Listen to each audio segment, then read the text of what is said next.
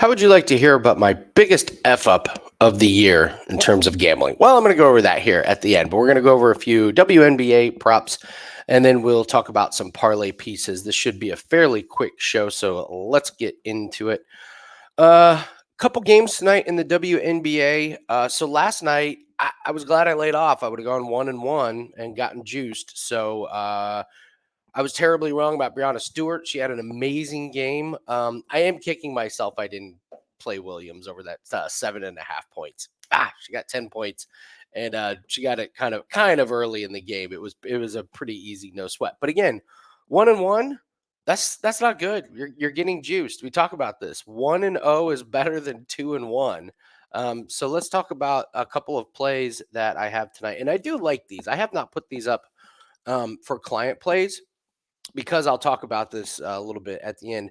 So we will start with actually, let's go to Minnesota and Las Vegas. And I'm going to talk about Kia Nurse over her 11.5 points. So we see what's going on with her here. I mean, just, easily flying over. She has two clunkers and then comes back with 22, 17, and 12. So I wanted to see what was going on with these two bad games. And I like what I'm seeing here because so let's take a look at what happened here. Dallas, she only played 17 minutes, 0 of 4 from the field, 0 of 2 from so I was just her worst game of the year. Like easily. That's gonna be her worst game of the year. So she comes out of that with 0 points. Well, what happened against Indiana? 2 of 11 from the field, 0 of 7 from 3 pointers. And what's interesting here is you look at this 3 point column here. The only two games of the year that she's gone under the point total tonight was when she went over from 3 pointers. And one was this, where she only played 17 minutes. So combined 0 for 9 in the two games that she went under.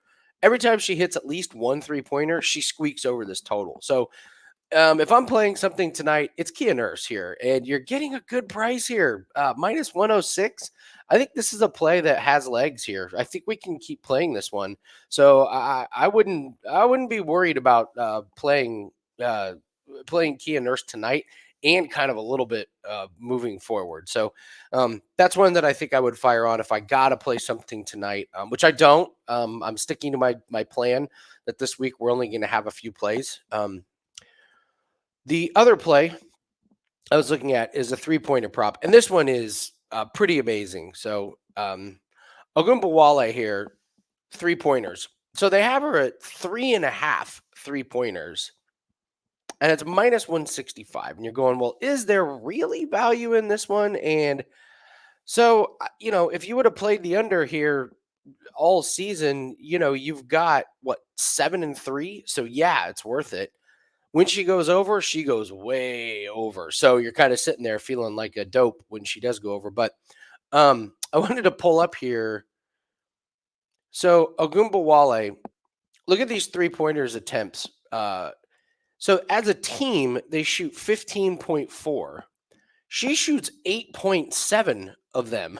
So the rest of the team does not shoot that many. And so I was looking at her game log, and her game log is really something when we look at her 3 pointer. So you got 2 for 6, 6 of 14. She took 14 3 pointers. Then 1 of 8, bad shooting night. Then 7 of 12, taking 12 3 pointers. And then comes back with 0 for 8, 3 for 8, 2 or 5. This Connecticut one is kind of interesting. 3 of 8, because you would go, oh, wow, great shooting night. 39 minutes, 21 points. She went 3 of 8 from 3 pointer. Well, the under still cashed on this 3.5. I think if the books keep putting out 3.5, you play it up to minus 170 because, against Minnesota last one, she only took 2 of 5. I can't believe that as a team, they want her averaging 8.7 3-point attempts per game when the rest of the team is shooting 7. That is not very good ball distribution. And to be honest, the other team is easily going to be able to key in on that. So what we're seeing is just, listen, when she gets in the zone and shoots 7 out of 12, whatever, you're going to lose. But if I play this the next 4 games, maybe the next 5 games, I think I come out ahead. So those are the two that I noticed today in the WNBA. Only 2 games, and I think it's kind of a light slate again tomorrow, and then I think Thursday it picks up. But those are a couple plays in the WNBA. So let's see what else were. I was going to go over. Let's go over some parlay pieces for the rest of the week. I We recorded tea time, so I went over a bunch of golf plays, but I can point out a few potential parlay pieces that I think you can use. Corey Connors minus 275 to finish in the top 40. This is a short field. There's only 76 guys. They do a cut and it goes down to 50. So you get him to make the cut, and he's been having an outstanding year. He's made the cut in every single tournament this year. So as long as he doesn't completely fall apart, you should be good with the top 40. Tom Kim at minus 275. He's a guy that was terrible earlier in the year. I think he was dealing with an injury that he wasn't really open talking about. But the last 3 weeks, he's easily been inside the top 30. So his game has come along. It's a tough course. It's really going to test these guys. But the reason why some of these prices are pretty steep on the top 20s and top 30s is because it's a very short field. There's only 76 guys in it. So I believe we talked yesterday about Formula One. So there are a few plays coming out that I think you could use as parlay pieces here in UFC. So this Ryan Dos Santos, and Jim and I will talk about this one a little bit more. So Ryan Dos Santos is minus 298. This Pooja Tomar is from India. She's part of this. Dana White from UFC really wants to get in the Indian market. It's a massive untapped market. The problem is their fighters are just not very good. They've got that Indian fighter who just lost. He lost to Mike Breeden when Mike Breeden was kind of losing, and then Mike Breeden started barking at him like a dog in the middle of the fight, and the guy froze and Breeden knocked him out. That's the best they have to offer from India. This Pooja Tomar is not very good. She's been fighting at very low level, um, I mean very low level organizations. She has a massive social media following. That's her big draw. She's got this video about, it's an advertisement for a video, and you almost have to check it out on her Instagram. It's laughably bad. Just hundreds of thousands of views. That's why she's here, and she's not very good. Rando Santos is coming off of a fight where she lost, even though she didn't lose it. She absolutely won that fight. Even the announcers and Paul Felder were like, "Well, what? Well, I don't understand that one." Rando Santos should be there. So Pooja Tomar she's okay. She's an exciting fighter. She's not like a takedown lay and pray. She'll stand and strike. She has no defense. Rando Santos should roll. I like that one. Cody Stamann and Lapalus. I'm not a Cody Stamann fan. I just don't want to lay minus 270 on Lapalus. I think he should win, but I think it's going to be closer than people think. The over probably gets there. These guys are not finishers. I kind of like this plus money here on Mora and Gomez. I think Mora wins. I actually like this as a parlay piece. Mora is so much bigger than Gomez, and when she takes women down, she knows how to hold them there, and she knows how to finish. If Gomez is going to win, it's going to be like by some flash knockout, probably early in the fight.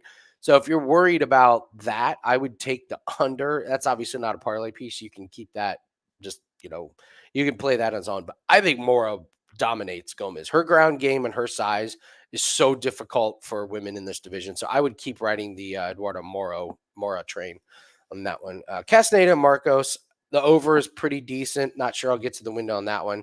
Katona and Butler, I don't want to take an over in this one. Katona's not a finisher, but Jesse Butler is just really bad. Andrea Lee and Montana De La Rosa. So this one, fight to go the distance. That is absolutely a parlay piece. I was looking at some of them. So Montana De La Rosa, JJ Aldridge goes the distance. That's kind of more of the fight I expect with Andrea Lee. She gets choked out by Tatiana Suarez, but Tatiana Suarez is a finisher. These girls are not. Macy Barber, she takes the distance. That's a good sign. Lipsky gets the ground and pound, but Lipsky can do that to you.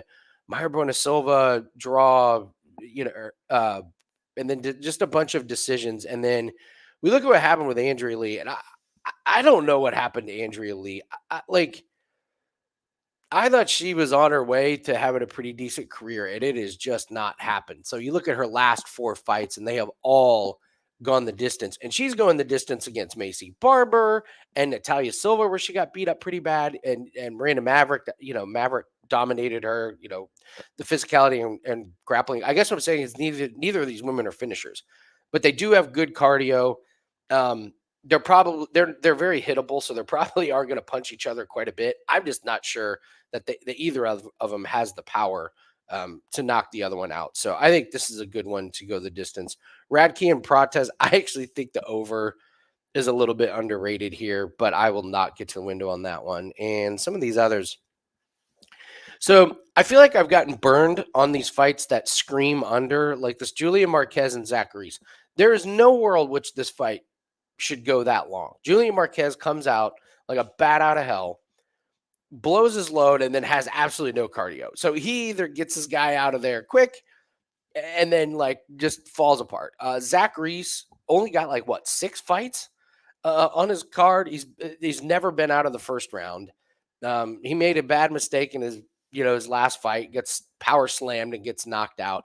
He's a submission guy. There's no way that this fight should go that long. That being said, I thought that about the last Abus Magomedov fight, and it ended up being one of the most boring go-to-decision fights ever. So I'm not sure if I'm going to be betting unders on that one. Bruno Ferreira and Dustin Stoltzfus. Ferreira's, huge power puncher. We've seen Stoltzfus get melted by Magomedov with forward pressure and power, and we've also seen Stoltzfus weather the storm and get submissions on guys. So maybe this one to not go the distance is pretty good. And then the other ones I don't really have an opinion on. If you think Dominic Reyes's chin is gone, you could be interested in this one. Jacoby, he's not a huge power puncher, but if Reyes's chin is gone, Jacoby can absolutely test it. Now, Reyes is probably not going to knock out Jacoby, but the under on that one could be pretty good. So those are some of the and I think I mentioned the Dallas Mavericks plus 2.5 games. I know I think everyone's picking Boston, which is kind of interesting to me because people will tell you they're worried about Boston, but they know that they're going to roll through Dallas, even though Dallas has the best player in the series. So I believe Dallas steals a cup. Boston's going to give away one game. I mean, Boston almost gave away a couple to the Pacers.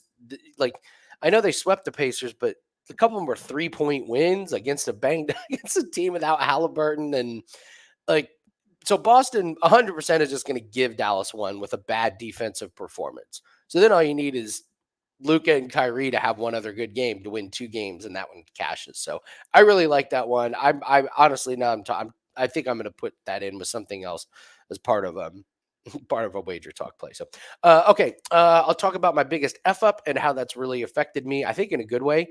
You guys know I have a bunch of rules that I follow for myself, and one of them is don't go all in on this like one certain play. Don't double up the same parlay piece in like 3 or 4 parlays. And I broke one of my rules, and it is amazing. Every time I break one of my rules, I get taught a lesson by the gambling gods. So what rule did I break? Last Thursday, I had a very strong opinion that the Canadian Open was going to play easy, that the course was soft, and that players were going to go under their rounds. Well, I was right about one thing. The course was soft. What I was wrong about was that the greens were very, very hard to putt on Thursday. And I put in like 4 or 5 guys to go under their round score, and every single one of them lost. So of course I put another guy in later in the day to go over his score, and that guy of course had like the round of his life and he went under. So I had one day that absolutely wrecked my month and wrecked my golf record for this year, because every other week I just don't put in a bunch of those plays. Now, when I say wrecked, I don't mean we lost 80%, of our bankroll or anything like that. We're doing just fine. We practice good bankroll management and we follow the percentages that I set up for everybody. Then, you're fine. You can weather things like that. But it just it was a big time reminder. Like, if I have a really big, strong opinion like that, there's no reason to risk more than that. That's just not my style. I've talked about this a lot. Like, my issue with volume betting is not the days that you win, but it's the days when you lose and when you can easily take away 30, 40, even 50%. I see people putting up ungodly amounts of their bankroll every day. And you're just going to have these days every once in a while where it just absolutely tanks you when you have a bad day. So I broke that rule. It really cost me. And I've kind of done a little bit of a reset. I've taken the last couple days off, giving you guys out some plays here. But I'm just getting back to my roots that it's amazing where, the road to millions, we always talk about make 3% a week. You can do that with one play. You can do that with one play. And I think a lot of people treat this as a part or as a full-time job when it doesn't need to be. Um, one of my favorite guys I listen to, he's always said one of the worst things that you can have a life is a guy with too much time on his hands. And I think sometimes we end up filling our time with, sports gambling and picks that we don't necessarily believe in because there's a game on that we want to watch. Or I don't have anything to do on a Tuesday night. Oh, the WNBA is on. I'll fire off a couple bets. And those are just great ways to ruin a bankroll and just chip away at it. So I am getting back to my roots of really, really getting very, very picky. Perfect case was last night. I could have put in two plays that I felt very confident on. I would have gone 1-1 and lost a little bit of juice. And by laying off, it was great. I know Prez made fun of me when one of my favorite sayings is saying the best way to make money is to not lose it. He made fun of me and said that was stupid. Well, last night I saved myself some money by not doing that. So that was my lesson. I got burned. The gambling gods taught me a big time lesson, and I'm getting back to being grounded and not giving out all those plays. So speaking of which, the 5% play is up. If you have not grabbed that, please do that. I attached another cross sport parlay to that, so there are two plays. I only have three plays locked and loaded for this week. Probably will add another one, maybe another one, but I think we're going to be capped out at just 5 plays this week. So encourage everyone to grab that 5% play if you have not done that. 14-6 in the last 20 cross sport parlays. There is no reason to not have this play locked in. There really isn't. So grab that one. And if you're interested in the summer special, you can grab that. It's over at WagerTalk.com. And if you guys could please hit the like button and leave me a comment. Tell me how the last couple days have bbeen going for you. Always interested in hearing it. Don't be a stranger. Love connecting with all you guys and hearing how everything's going. So it's interesting. Some guys on Takedown Live were talking to us about just like how many plays they have in one night. Noah, I love you, and you guys with all these plays. It's wild. Every time I get out of my comfort zone and put a bunch of plays in, I just get reminded why I never do that. So we had a good laugh about it. I think Noah had like more plays in 1 week than I've had in a couple months. So, but anyway, we're looking forward to getting back to the winning ways. I'll probably do like a May recap, maybe tomorrow. I'll see if I can do that. It's been a busy week for a couple of my other businesses. So, but that's another topic I'll explain is some of this time management. I've been working very, very hard on time management, and it's really been a positive thing this year for my gambling business. So I'll start touching on topics like that since we don't have a ton of props and parlay. So, all right, guys, that's going to do it. Hit the like button. And if you have not get that 5% play, grab that 5% play. I just attached another play to it. You're getting our two best bets of the week for one price. No reason to not lock that in and add it to your portfolio. We'll see everyone tomorrow. Props and parlays today. Good luck. We'll see you tomorrow.